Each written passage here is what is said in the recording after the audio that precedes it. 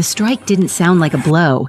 It sounded like a wet snap, a sharp percussion that echoed off the linoleum floors and the stainless steel tray of unused instruments. Zenzali's head lurched to the side, the world spinning into a blur of fluorescent lights and dizzying nausea. The copper taste of blood bloomed instantly against her inner cheek.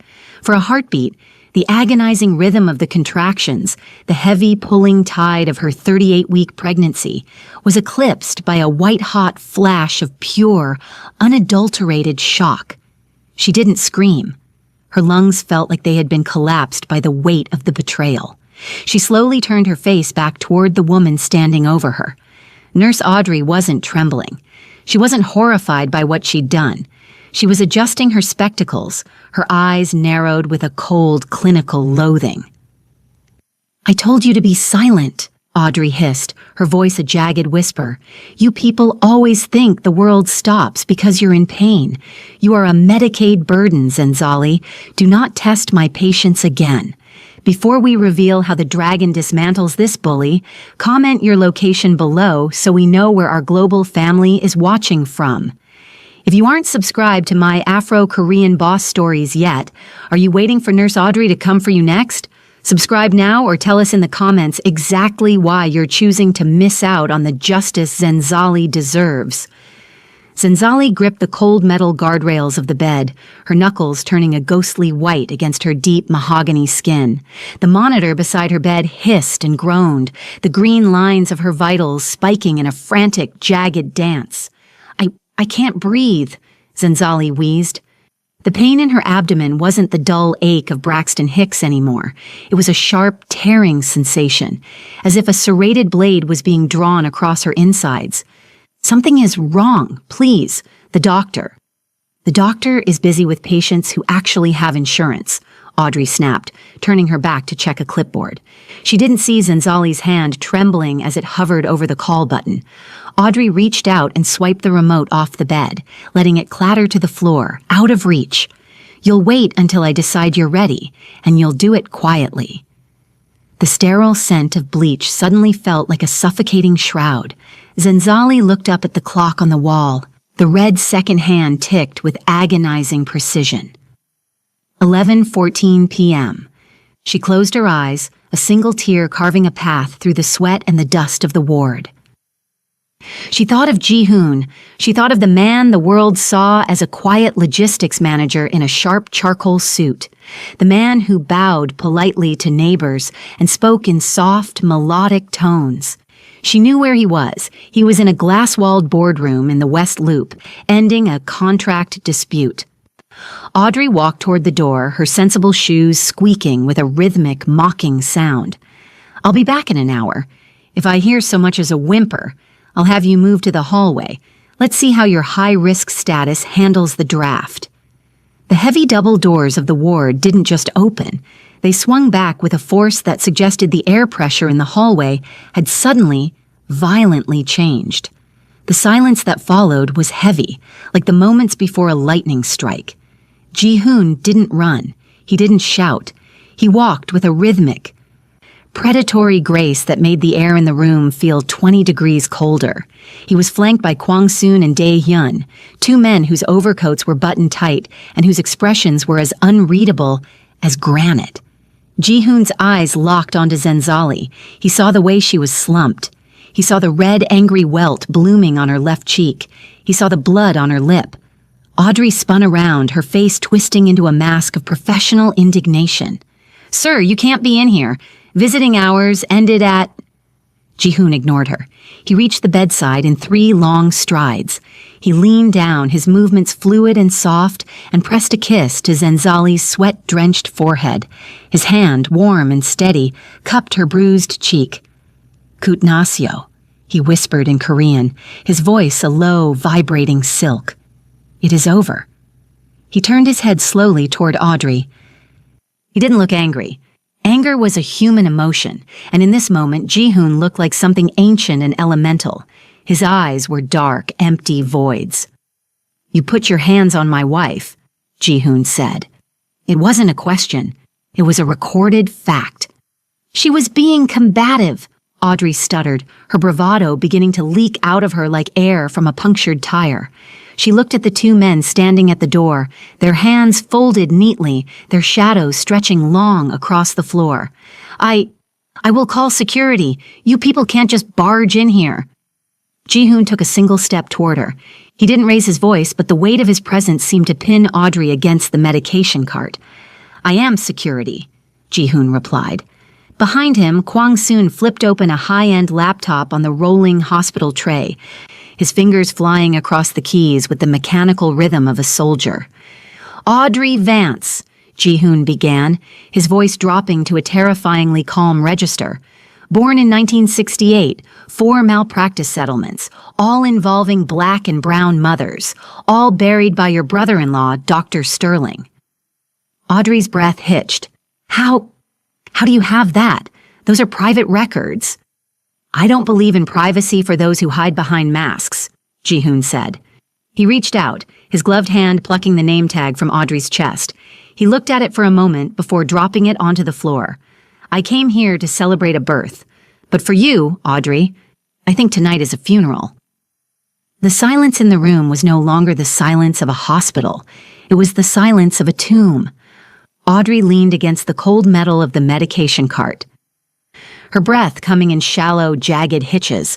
She looked at Ji-hoon, then at the man with the laptop, Kwang-soon, whose face remained as impassive as a statue.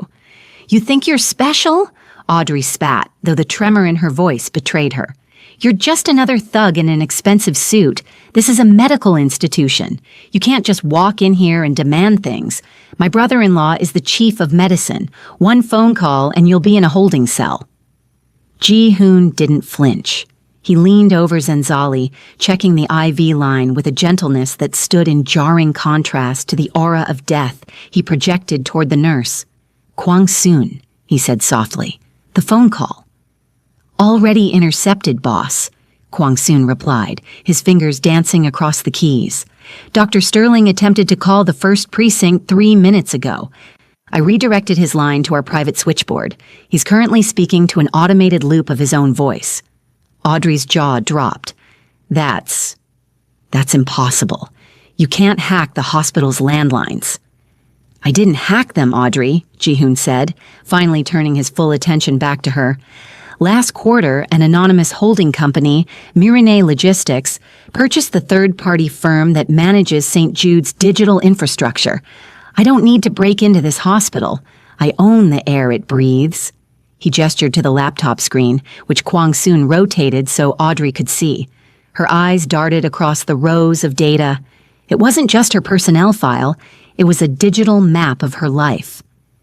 2018, Ji-hoon began, his voice a low, melodic drone. A young woman named Maria Santos complained of abdominal pain post-op. You ignored her. You told the shift lead she was seeking narcotics. She died of internal hemorrhaging 3 hours later. Settlement. $2 million paid out of the hospital's risk management fund, signed off by Dr. Sterling. That was a clinical error, Audrey shrieked. 2020, Ji-hoon continued, ignoring her. Aisha Robinson. You refused her an epidural because you claimed her pain tolerance should be higher. Based on her physique, she suffered a nervous system shock.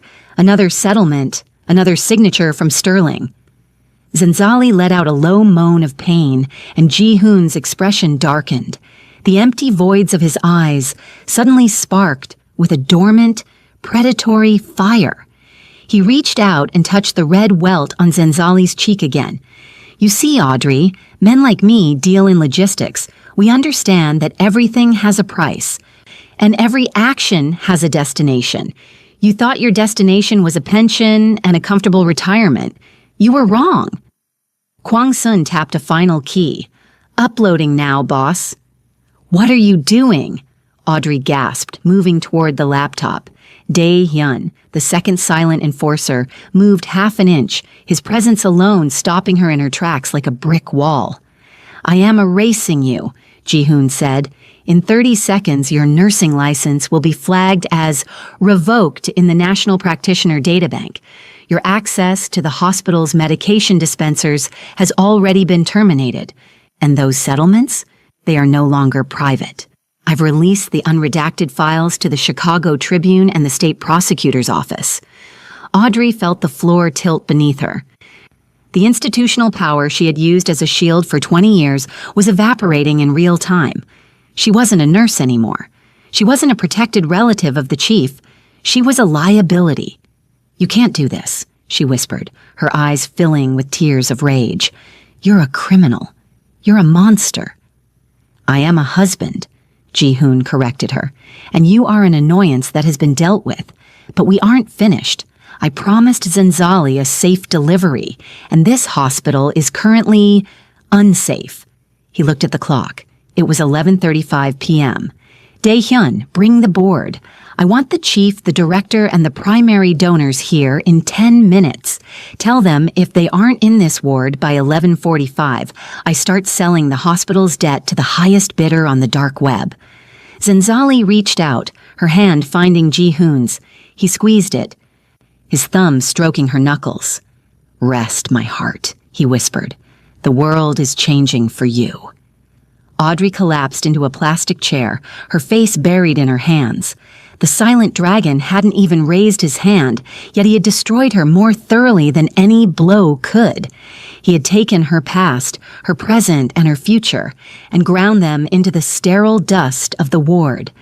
But the contractions were getting closer. The monitor's beep was becoming more frantic. The systematic takedown was moving from the individual to the institution. The heavy double doors of the maternity ward didn't just open. They were held open with the terrifying precision of a military operation. Ji-hoon didn't look up from Zenzali's side. He continued to stroke her hair, his thumb tracing the line of her jaw, staying far enough from the bruise to avoid causing pain, but close enough to let her feel his heat. The air in the room didn't just cool, it solidified. Behind Ji-hoon, Kwang-soon and Dae-hyun stood like twin pillars of smoke, their presence turning the sterile hospital room into a throne room. When the board arrived, they didn't enter with the swagger of administrative power. They entered with the frantic, stumbling gait of people who had just realized the floor beneath them was made of glass, and it was cracking.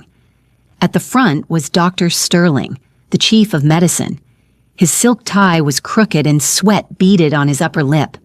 Behind him was Mrs. Montgomery, the hospital's most prominent donor, draped in a coat that cost more than the average nurse's annual salary. "What is the meaning of this?" Sterling blustered, though his voice cracked at the end. He looked at Audrey, who was still huddled in the plastic chair like a discarded rag. "Audrey, why aren't you on your shift? And who are these people?" Ji-hoon turned slowly. He didn't stand up. He didn't need to. The high-status shift was so absolute that Sterling actually took a step back, his hand fluttering to his chest. "My name is Ji-hoon," he said, his voice a low, melodic silk that seemed to vibrate in the very marrow of Sterling's bones. "And you are the man who signed the checks that silenced the families of dead mothers." I don't know what you're talking about," Sterling stammered. "Sit," Ji-hoon commanded. It wasn't a suggestion. Dae-hyun moved. With a grace that was almost too fast to follow, he kicked 2 chairs forward. The sound of the metal legs screeching against the linoleum was like a gunshot. Sterling and Mrs. Montgomery sat. "You see her?" Ji-hoon gestured to Zenzali. "This is my wife. She is the light of my life, the mother of my son. And 10 minutes ago, your relative, the woman you protected, struck her. Not because of a medical necessity, but because she felt she had the power to do so." "It was an incident," Audrey cried out from the corner. "She was being combative." Ji-hoon's eyes didn't even move toward Audrey. He kept them locked on Sterling. The word combative is the favorite shield of the incompetent doctor. It is the word you use when you want to justify your own failures of empathy. But here is the problem. You chose the wrong victim. Mrs. Montgomery cleared her throat, her voice trembling but sharp. "Listen, Mr. Ji-hoon, or whoever you are, this is a highly unfortunate misunderstanding. We are prepared to offer your wife a private suite, a full refund of all medical expenses, and a generous settlement. We can handle this quietly. There's no need for—" "You think I want your money?" Ji-hoon interrupted. He gave a soft, chilling laugh. "Mrs. Montgomery, let's talk about your money. Your foundation, the Montgomery Light, receives 60% of its funding from a logistics conglomerate based in Busan, a conglomerate that handles the distribution of medical supplies across the Midwest." Mrs. Montgomery's face went ash gray. "The Choi Group?" "I am the Choi Group," Ji-hoon said. The silence that followed was absolute. Mrs. Montgomery looked as though she might faint. She realized in that moment that the man sitting in a maternity ward in a wrinkled shirt was the person who held the leash to her entire social and philanthropic identity. "I didn't come here to be bought," Ji-hoon continued, his voice dropping to a whisper. "I came here to show you what happens when you build a house on top of a dragon's nest. You thought my wife was a number. You thought she was someone you could hit and hide. But Zenzali is the queen of my world, and you are just insects who forgot to fear the sun." Zenzali let out a sharp gasp, her body tensing as another contraction, stronger than the last, racked her frame. Ji-hoon's hand tightened on hers.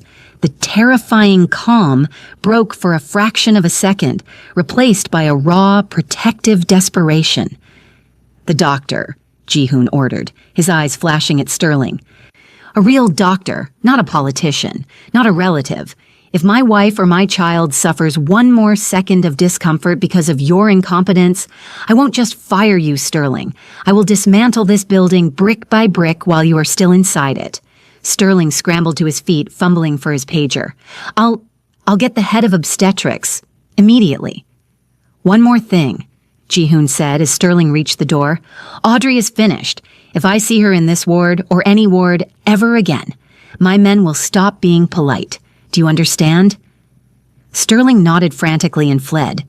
Ji-hoon turned back to Zenzali, his face softening instantly. The predator was gone, replaced by the husband. "Breathe, my love," he whispered. "The world is watching, and they are finally learning your name." The digital heart of St. E. Jude's Medical Center began to beat to a new, ruthless rhythm.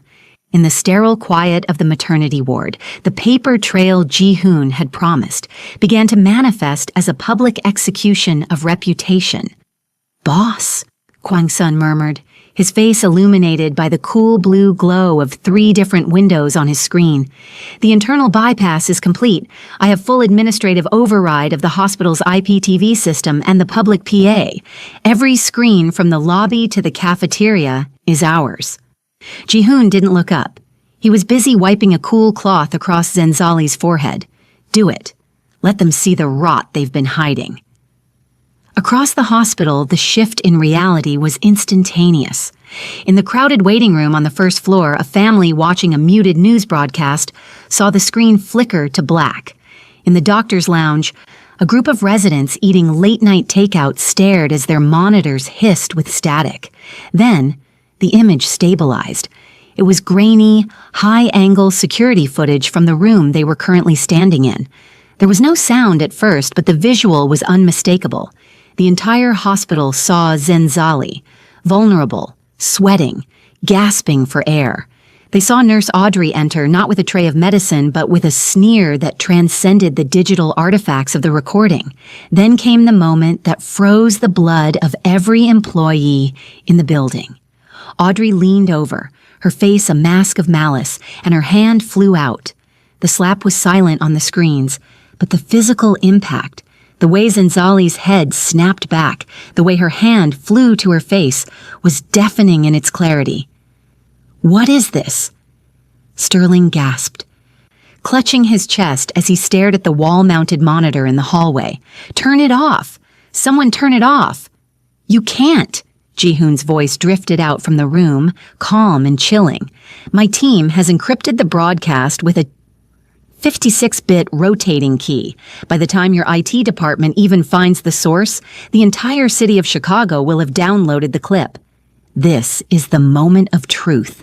Justice is being served in high definition. If you're enjoying seeing this bully exposed, subscribe to My Afro-Korean Boss Stories right now. Don't be like Dr. Sterling trying to hide the truth. If you aren't subscribing, tell us in the comments. Are you on the side of the abuser, or are you just waiting for your own dragon to save you?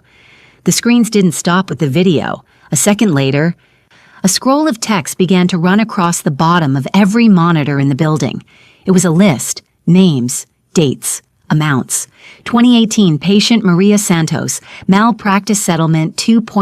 Dammers. Lead nurse Audrey Vance, approved by Dr. Sterling. 2020 patient Aisha Robinson, settlement 1.8 matters. Lead nurse Audrey Vance, approved by Dr. Sterling. The list went on, a digital ledger of institutional racism and covered-up cruelty. The professional destruction was no longer a threat. It was a reality. In the lobby, people began to pull out their phones, recording the screens, their whispers growing into a roar of indignation.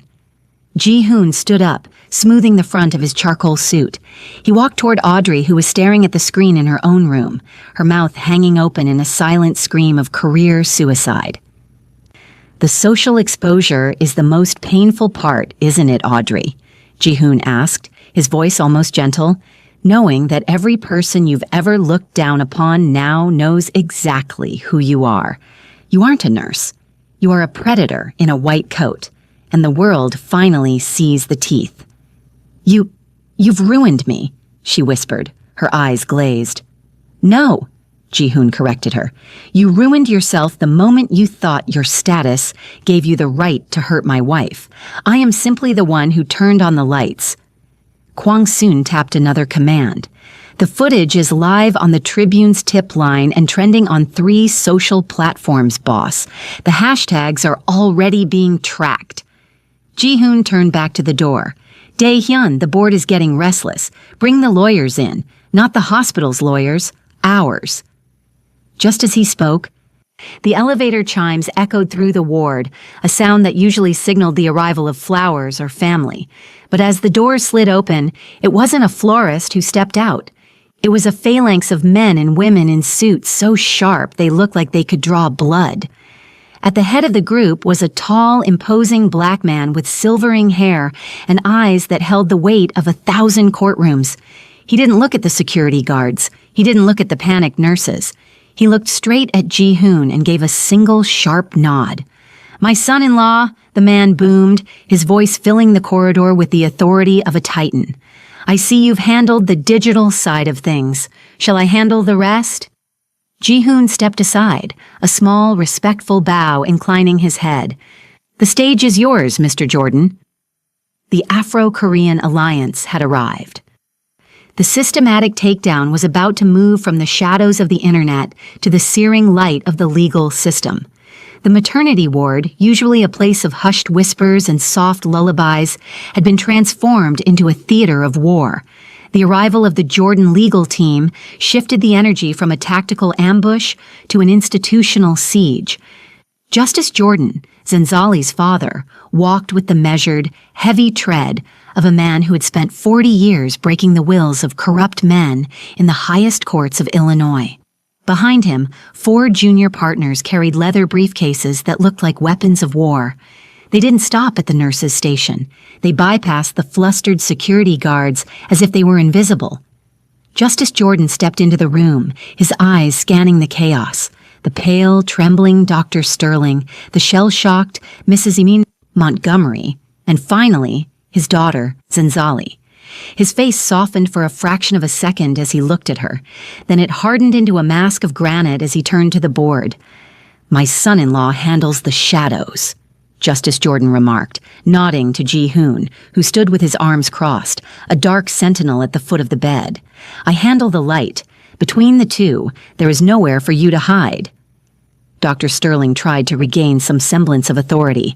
Mr. Jordan, we recognize your reputation, but this is a private medical facility. You cannot simply— I am not Mr. Jordan to you, doctor, the older man interrupted, his voice a rolling thunder that seemed to rattle the glass partitions. I am the lead counsel for the Jordan Group, and as of 5 minutes ago, I am the legal representative for 14 other families who suffered under the care of Nurse Audrey Vance and this institution. We've been building a class action dossier for months. We were waiting for a catalyst. You," he pointed a long, accusing finger at Sterling, "provided it tonight." Ji-hoon stepped forward, his eyes locked on Mrs. Montgomery. "The hospital is currently attempting to delete the internal logs of the last hour. Kwang-soon?" "Blocked, boss," Kwang-soon replied from the corner, his fingers still a blur on the laptop. "I've mirrored the hospital's primary server to a cloud-based offshore account. Every time they try to hit delete, a copy is sent directly to the district attorney's office." The realization hit the board members like a physical blow. They weren't just facing a lawsuit, they were facing a total takeover. "We want a settlement," Mrs. Montgomery whispered, her voice cracking. "Whatever you want. 10 million, 20? We can set up a foundation in Zenzali's name. Just stop the broadcast. Stop the lawyers." Justice Jordan let out a sharp, mirthless laugh. "You still don't understand. We aren't here to negotiate the price of my daughter's dignity. We are here to negotiate the terms of your surrender." He signaled to one of his partners, who produced a thick document from a briefcase and slammed it onto the rolling hospital tray. "This," Jordan continued, "is an emergency injunction. We are freezing all hospital assets pending an independent audit of your mortality rates for minority patients. Furthermore, we are filing for the immediate removal of the chief of medicine and the head of nursing. If you refuse to sign these voluntary resignations, my son-in-law's logistics firm will begin calling in the hospital's outstanding construction loans. You'll be bankrupt by dawn." Ji-hoon leaned in, his face inches from Sterling's. "You thought Zenzali was alone because I wasn't here. You thought she was weak because she was in pain. You mistook her patience for helplessness." The Afro-Korean alliance was a terrifying symmetry of power. Ji-hoon's cold, calculated technological and financial strangulation was the anvil. The Jordan family's legal firebrand power was the hammer. And the hospital board was caught squarely in the middle. "Sign it," Mrs. Montgomery urged Sterling, her voice frantic. "Sterling, for God's sake, sign it before they take our homes too." Sterling's hand shook as he reached for the pen. As he scrawled his name, effectively ending his 30-year career in a matter of seconds, the room felt like the oxygen was being sucked out of it. Audrey, watching from the corner, began to wail, a thin, pathetic sound that no one in the room acknowledged. But just as the papers were gathered, the monitor connected to Zenzali's heart began to emit a long, flat, terrifying tone. "The baby!" Zenzali screamed, her body arching in a spasm of agony that made the previous contractions look like nothing. "Ji-hoon! Something is wrong. It's tearing me apart." The air of triumph vanished instantly. Ji-hoon was at her side in a heartbeat, his face pale, his composure finally cracking. "Doctor!" he roared, the sound echoing down the hall. "Now!" The legal battle was won, but the physical battle for the lives of his wife and child had just reached a deadly climax. The emergency lights in the hallway began to pulse red, signaling an emergency C-section. The abundance Ji-hoon had promised was suddenly eclipsed by the terrifying reality of scarcity, the scarcity of time. The swinging doors of the intensive care unit didn't just divide rooms, they divided worlds. As Zenzali was wheeled toward the operating theater, the air in the corridor seemed to vibrate with the sheer scale of the power now occupying it. The hospital staff, previously indifferent or overtly hostile, now moved with the frantic energy of people fleeing a forest fire. They had witnessed the digital execution of Nurse Audrey and the professional decapitation of Dr. Sterling. But now they faced the combined might of the city's two most formidable dynasties. Justice Jordan stood in the center of the hallway, his charcoal gray suit contrasting sharply with the white walls. He was a man of the light, a titan who used the law like a scalpel to remove the rot of the city. Ji-hoon, the silent dragon, stood 5 paces behind him, a man of the shadows who operated in the silences between heartbeats. Together, they formed a perimeter of absolute authority. "My daughter is in that room because of the environment you fostered," Justice Jordan said, his voice a low, resonant rumble directed at the cowering remaining board members. Every minute she is under that knife, a new lawsuit is being drafted. Every drop of blood she loses will cost this hospital a floor of its building. Ji-hoon didn't speak to the board. He was looking at the double doors where Zenzali had disappeared. His hands were folded in front of him, but his knuckles were white. The terrifying calm he usually wore was beginning to fray at the edges, revealing the raw, jagged edges of a man who would burn the world to cinders if it meant keeping his wife's heart beating. "Kwang-soon," Ji-hoon said, his voice barely a whisper. "I'm here, boss," the tech specialist replied, looking up from his persistent glow of screens. "The socialite, Mrs. Montgomery. I want her foundation's tax records from the last decade cross-referenced with the Busan shipping manifests. If she so much as thought about a kickback, I want it on the Attorney General's desk before the sun comes up." "Already on it. I've also found a series of offshore accounts linked to the hospital's equipment procurement fund. It looks like Sterling wasn't just covering up malpractice. He was skimming the settlements to pay for his yacht in Lake Michigan." Justice Jordan overheard this and turned slightly, a grim smile touching his lips. "Excellent. I'll handle the subpoenas for the bank records. It seems our interests are perfectly aligned. Ji-hoon." The Afro-Korean Alliance was a site that the Chicago elite would talk about in hushed tones for years. It was the meeting of tactical precision and social firebrand power. While Ji-hoon strangled the hospital's financial and digital throat, the Jordan family was dismantling its legal and moral standing. Dae-hyun approached from the elevators, his stride purposeful. He leaned into Ji-hoon's ear. "The police are downstairs, not the ones Sterling called. The real ones. Internal Affairs is with them. They're interested in the unexplained discrepancies in the narcotics locker." Ji-hoon nodded once. "And Audrey?" "She's being escorted to her locker now to gather her things," Dae-hyun said, his voice devoid of emotion. "She won't find what she expects." In the background, the hospital's PA system crackled. A frantic voice, the new acting director, began announcing emergency protocols. The hospital was being purged.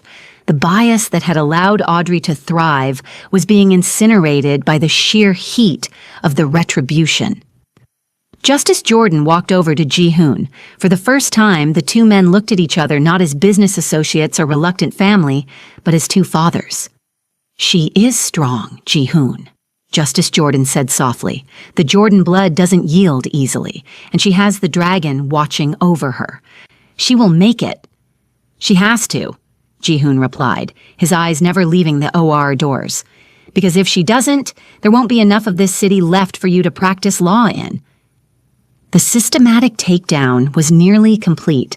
The villains were in ruins. The institutional power had been seized and redirected. But as the pacing of the story slowed to a tense, agonizing crawl, the focus shifted from revenge back to the most basic human desire, the survival of the innocent. Audrey was seen being led through the lobby in handcuffs, her screams of, "This isn't fair," falling on the deaf ears of the very patients she had once ignored. Her career was gone. Her freedom was evaporating. Her legacy was a viral video of a slap that would follow her to her grave. But inside the OR, a different kind of drama was unfolding. A drama that would lead to a discovery that even Ji-hoon, with all his surveillance and shadows, hadn't seen coming. The air in the surgical waiting area was thick with the scent of ozone and the heavy, metallic tang of an impending storm. Outside, the Chicago skyline was being devoured by thunderheads, but inside, the only sound was the rhythmic, haunting thud-thud of the automated scrubbers down the hall. The destruction mechanism had reached its final, most visceral stage. As Zenzali lay on the operating table, her life suspended between the clinical cold of the scalpel and the fierce heat of her own will, the villains were being systematically deleted from the board. Audrey Vance was no longer a name. She was a case file. Led through the sterile corridors by two plainclothes officers, she looked smaller than she had an hour ago. The institutional power she had wielded like a flail had been stripped away, leaving only a bitter, aging woman in a stained uniform. You don't understand, Audrey shrieked as they reached the medication lockers. I've given 20 years to this place. You're taking the word of a criminal over mine. We aren't taking anyone's word, Audrey, the lead officer said, his voice flat. We're taking the evidence. Dae-hyun stood by the locker, his hands in his pockets, his face a mask of bored indifference. As Audrey opened her locker to retrieve her purse, a small, clear plastic bag fell out. It hit the floor with a soft, incriminating thud. Inside were several vials of hospital-grade fentanyl and midazolam, narcotics that had been reported missing from the pharmacy weeks ago. Audrey stared at the floor, her eyes bulging. That's not mine. He put it there. That man. She pointed a shaking finger at Dae-hyun. Dae-hyun didn't even blink. I've been standing in the hallway with 3 security cameras pointed at my head, nurse. Perhaps you should have spent less time hitting patients and more time counting your inventory. The click of the handcuffs was the final punctuation mark on her career. As she was led away, the professional and social destruction was complete. She was a pariah, a thief, and a bully, her face already plastered across every news feed in the Midwest, thanks to Kwang Soon's digital broadcast. Back at the OR doors, the emotional rhythm shifted from terror to a fragile, breathless hope. The red light above the door flickered, then turned a steady, calm green. The doors swung open. A surgeon emerged, his brow slick with sweat, his mask hanging loose around his neck. He looked at Ji-hoon, then at Justice Jordan. He hesitated, his eyes darting to the floor. Mr. Ji-hoon, the doctor began, his voice trembling. The baby, your son. He is healthy. He's a fighter. He's in the neonatal unit being stabilized, but his vitals are strong. Ji-hoon let out a breath he seemed to have been holding for a lifetime. The silent dragon leaned against the wall for a fraction of a second, the tension leaving his shoulders. And Zenzali? The doctor's face paled further. The afterglow of the birth was instantly choked by a new, darker shadow. She is stable, for now. But we found something during the procedure. Something that explains why the labor was so violent, why her blood pressure wouldn't stabilize despite our best efforts. Ji-hoon straightened, his eyes narrowing into lethal slits. Speak. We ran a rapid talk screen when her heart rate spiked on the table, the doctor whispered, stepping closer so the remaining hospital staff couldn't hear. She hasn't been suffering from natural complications. Someone has been microdosing her with a synthetic sedative, a derivative of a compound used in the Busan shipping yards to keep livestock calm during long transits. It's designed to be undetectable in standard prenatal screenings. The room went cold. Justice Jordan's hand gripped his cane so hard the wood groaned. The dosage was calculated, the doctor continued. It wasn't meant to kill her. It was meant to ensure the baby was born with developmental difficulties, to weaken the line, to make her a burden. Ji-hoon didn't explode. He didn't roar. He became a statue of ice. The plot twist had landed with the weight of a mountain. This wasn't the work of a bitter nurse or a corrupt chief of medicine. This was a surgical strike from within. Only someone with access to his home, his private meals, and his inner circle would know how to use a Busan-specific sedative. Kwang Soon, Ji-hoon said, his voice a low, vibrating hum that signaled the start of a much larger, much bloodier war. I'm already pulling the house security footage, boss, Kwang Soon replied, his face grim. And the staff logs, whoever did this, there's nowhere for them to hide. The systematic takedown of the hospital was over, but the true conflict had just been revealed. The dragon had cleared the forest, only to find the snake was already inside the cave. The private recovery suite on the top floor of St. Basso Jude's was no longer a hospital room. It was a fortress. Ji-hoon had moved Zenzali there within the hour, guarded by a rotating shift of men whose loyalty was bought in blood and tempered in the docks of Busan. Outside the window, the Chicago rain lashed against the glass, reflecting the neon hum of a city that had no idea how close it had come to burning. Zenzali lay propped against a mountain of silk pillows, her son, wrapped in a soft cream-colored blanket, sleeping soundly in the crook of her arm. The abundance Ji-hoon had promised was visible in the fresh flowers, the private chefs, and the specialized medical team flown in from Seoul. But the air was heavy. The moral lesson of the night had been learned. Dignity is not given, it is defended. Ji-hoon stood by the window, his silhouette a sharp, dark line against the gray sky. He hadn't slept. He hadn't even loosened his tie. He was looking at a small, encrypted tablet in his hand.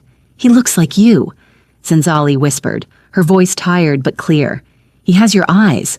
I hope he doesn't inherit your ghosts." Ji-hoon turned, his expression softening as he looked at his wife and child. He walked to the bedside and knelt, pressing a kiss to Zenzali's palm. "He will inherit a world where no one dares to raise a hand to him. That is my only job now." "Justice," Zenzali said, using her father's name for a moment. "My father said the lawsuits were filed an hour ago. The hospital is being rebranded. The Montgomery Wing is being renamed after Maria Santos. He's happy, Ji-hoon. He feels like he's finally cleaning the city." "Your father handles the light," Ji-hoon said, his voice dropping an octave. "But the light cannot reach the roots of the weeds, Zenzali." He handed her the tablet. On the screen was a grainy thermal image from their kitchen back in the West Loop, time-stamped 3 weeks ago. It showed a figure, shadowed and familiar, standing over the stove, carefully stirring a vial of clear liquid into Zenzali's evening tea. Zenzali's breath caught in her throat. "No, not him. He's been with your family since Busan. He's the one who taught you how to shoot. He's like a father to you." "Treachery doesn't care about history," Ji-hoon said, his voice a flat, dead thing. He didn't want a half-blood heir to the syndicate. He thought if he could weaken the child, the board in Korea would force me to step down and name him the successor. The plot twist was a cold blade in the heart of their domestic peace. The nurse, the doctor, the hospital, they were just the surface. The real rot was deep in the dragon's own nest. Ji-hoon stood up, his eyes flashing with a dormant fire that signaled the end of the afterglow and the start of a new, darker chapter. "I have to go. Kwang-soon has tracked his signal to a warehouse near the docks. He thinks he's safe because he knows my tactics." "Ji-hoon," Zenzali reached out, grabbing his sleeve. "Don't become the monster they think you are." "I am the monster that protects the angels," Ji-hoon replied. He leaned down and kissed her one last time, a